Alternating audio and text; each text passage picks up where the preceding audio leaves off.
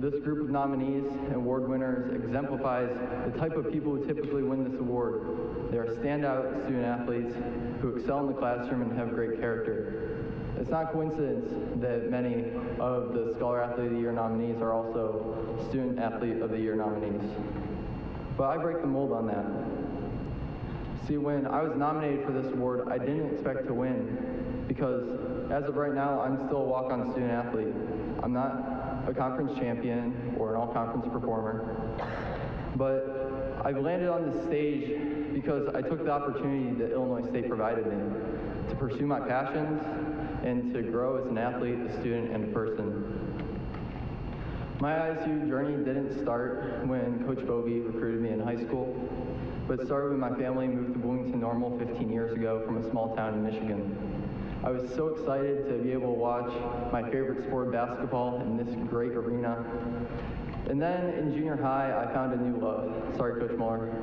I started running cross country and really loved the team aspect and loved the people around me. So I followed my older brother to U-High to be under Coach Hampton, who directed my enthusiasm for my new sport and developed me as first a runner, then a leader.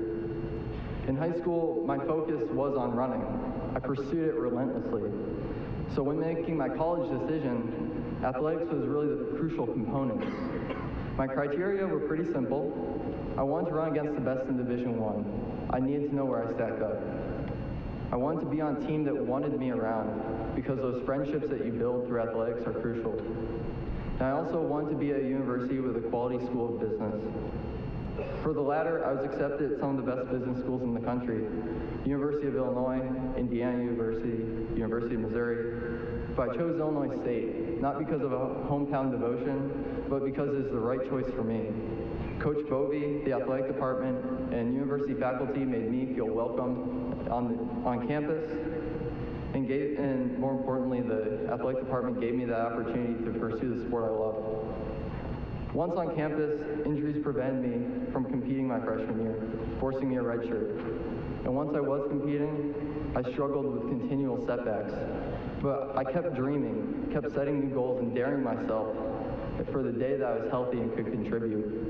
I remained committed to that fundamental drive that drives many student athletes of finding your personal limits. I took the time to learn new techniques, to stay injury-free, so that I could increase my athletic workload, so that I could become a contributor to our team. In my best seasons, I found my way onto conference teams, but the injuries always seemed to return, and many of those goals were postponed. Going through successive setbacks is a frustrating experience, especially when you're putting your all into something like athletics. And there were many days, more than I care to admit, that I really questioned what I was doing. And it is in those times of struggle that I found a greater purpose in first appreciating and then serving in my community. For example, in 2013, a tornado tore through Washington, Illinois, which is just down I-74 from us. And the athletic department used that opportunity to accept cases of water as payment into a basketball game. And that night, I was helping our track team out selling programs. So I watched as my hometown, Bloomington Normal, and the Redbird family came in and gave lavishly all the supplies to the Washington recovery.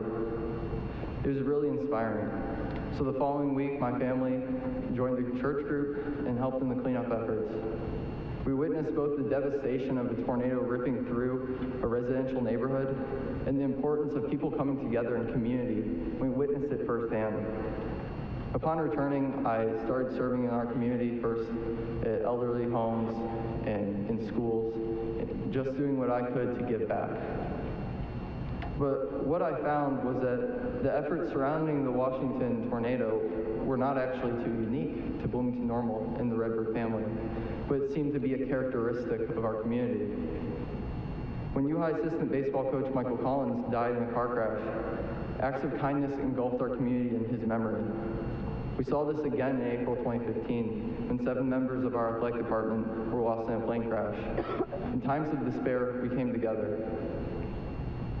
From these experiences, my position as a student athlete took new meaning. When I stepped onto the track, I didn't just represent myself, my team, and this university. I represented all of us, this community that was built, that raised me, supported me, and now I was contributing to. My athletic experience at ICU didn't go as I planned or as I dreamed, and neither did my academic experience. The honors program forced me to take courses outside of my field of study, and as a freshman, I was taking them grudgingly. But I fell in love with political science and history. I started to pursue these fields with the same fire that I reserved previously for distance running. I developed these meaningful and deep relationships with my professors, which I cherish, and those professors shared my interests. I added my political science major to my finance major. Sorry about that, Allison Hansen. And I joined campus and community groups, and then became a leader in our community as well. For example, this calendar year, I volunteered over 400 hours at the grassroots level to create meaningful change where change is needed, and to provide support to communities who need assistance. Due to this academic, athletic, and community work, I received the Robert G. Bones Scholarship, along with women's golfer Kylie Walsh. I'd like to congratulate Kylie now for her success, even though she's unable to be here this evening. So my experience as a student athlete has been unique. And it's not because I'm a walk-on student athlete or my dreams didn't come true athletically. That's not uncommon.